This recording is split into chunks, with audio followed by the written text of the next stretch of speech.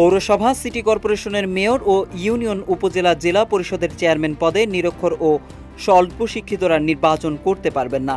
এসব পদে নির্বাচিত হতে লাগবে ন্যূনতম স্নাতক ডিগ্রি। এছাড়া থাকবে না সরাসরি ভোটের বিধানও।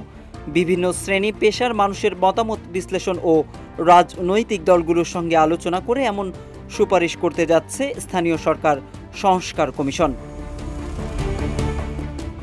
গণমাধ্যমের তথ্য, মেয়র, পৌরসভা, সিটি কর্পোরেশন ও চেয়ারম্যান ইউনিয়ন পরিষদ, উপজেলা, জেলা পরিষদ পদে সরাসরি ভোট হবে না। নির্বাচনে ন্যূনতম শিক্ষাগত যোগ্যতা থাকতে হবে স্নাতক বা সমমান। এমন সুপারিশই চূড়ান্ত করতে যাচ্ছে স্থানীয় সরকার সংস্কার কমিশন। জানা গেছে, মাঠ পর্যায়ে মতামত নেওয়ার পর এখন চলছে সংকলন কার্যক্রম।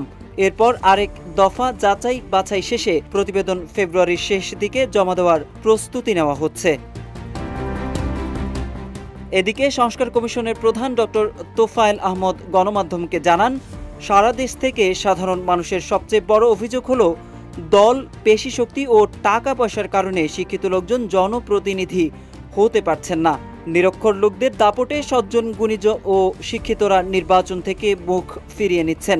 জানান, শিক্ষিতরা জনপ্রতিনিধি হতে আগ্রহী হন এবং বিজয়ী হয়ে আসতে পারেন, এমনভাবে সংস্কারের প্রস্তাব দেওয়া হচ্ছে। যমুনা ইলেকট্রনিক্সের সুপার এক্সচেঞ্জ অফারে একের ভিতর 3 পুরনো বদলে নতুন নিন যমুনা ইলেকট্রনিক্স। সংশ্লিষ্ট সূত্রে জানা গেছে, ভোটাররা সরাসরি ভোটে ইউপি সদস্য বা মেম্বার নির্বাচিত করবেন।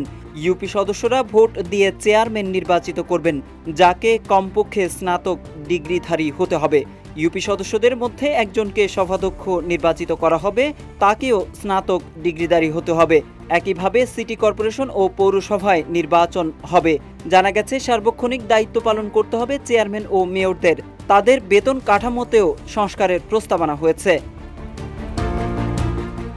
স্থানীয় সরকার সংস্কার কমিশনের সদস্যদের সঙ্গে কথা বলে জানা গেছে, উপজেলা ও জেলা পরিষদে প্রায় একইভাবে চেয়ারম্যান নির্বাচিত হবেন। ইউপি, পৌরসভা ও সিটি কর্পোরেশনে একটি ছায়া পরিষদ থাকবে। তারা ইউপি সদস্য ও কাউন্সিলরদের মধ্য থেকে নির্বাচিত হবেন। তারা বিরোধী দলের ভূমিকা পালন করবেন। বৈঠকে সভাপতিত্ব করবেন সভাধ্যক্ষরা। সেখানে উন্নয়ন, পরিকল্পনা প্রণয়ন সহ লেজিসলেটিভ বা আইনি অংশ দেখবেন। এদিকে চেয়ারম্যান, মেয়ররা নির্বাহী বিভাগের কার্যক্রম তদারকি করবেন। স্থানীয় সরকারে উপদেষ্টা বা কোনো পদে থাকতে পারবেন না সংসদ সদস্য বা এমপিরা। সভায় উপস্থিত হয়ে শুধু মতামত দিতে পারবেন তারা। কমিশন মনে করে, এমপিদের প্রভাবের কারণে স্থানীয় জনপ্রতিনিধিরা স্বাধীনভাবে কাজ করতে পারেন না, তারা এমপি নির্ভর হয়ে পড়েন। এছাড়া স্থানীয় সরকারে জাতীয় সংসদের মতো থাকবে স্থায়ী কমিটির ব্যবস্থা। Mohammad Saiful Islam, news desk, Ittefaq.